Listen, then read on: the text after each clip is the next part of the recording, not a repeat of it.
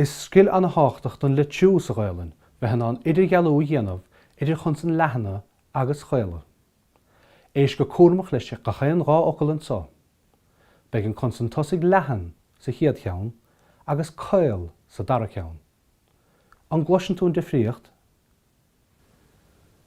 Bá, bí, cá, cé, dó, di, fág, fé, go, gé, hop, hí, jab, jeep, lá, le,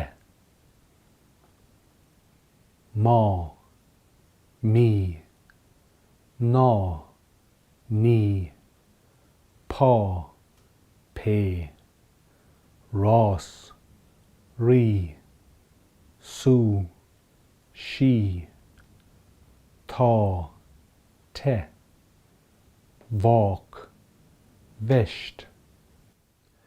An ghuailí sin difríocht idir na consan leathanna agus na consan chéile. Inis fíochar mo bhíal agus mé árá. Bíonn do bheola brútamach an tosaigh agat agus na consan leathanna árágad. Ach nuair bhíonn consan chéile árágad nach mór go mbíonn leatháire ar taigh. Éist agus fíoch a ríis.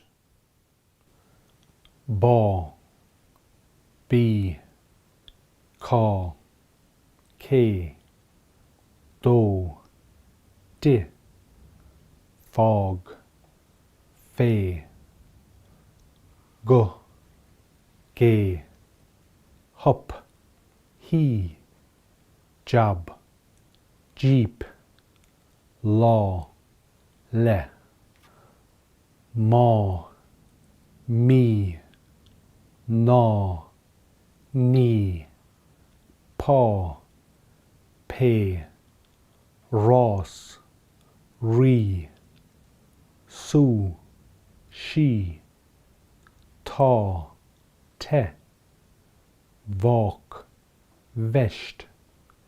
Go minic bhá míad litteach ar lár sa scríb mar ná cloise míad a bhuaim go sa léir sa chaint. Ach má dhéistíonn tú anna chóramach le focail, go minic cloise tú smut don bhuaim sin.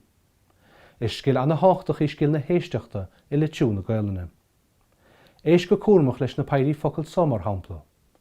An gluaiseann tú an gota beag céil sa dara ceann ins go chéan chás. Má tá gota breise le clos, be sé le scríb.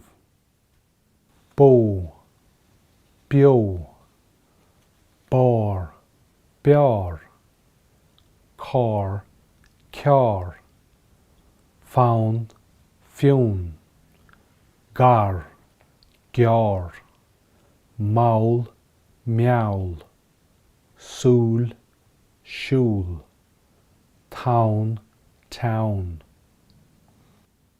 An ghuailí sin smut do gota sa dara ceann ins go chéan chás. Inis fíoch ar mo bhíal agus mé árá.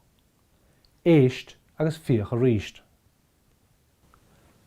Bó, bio, bár, beár, cá, ceár, fonn, fiún, gar, geár, maul, meaul, súl, siúl, town, town.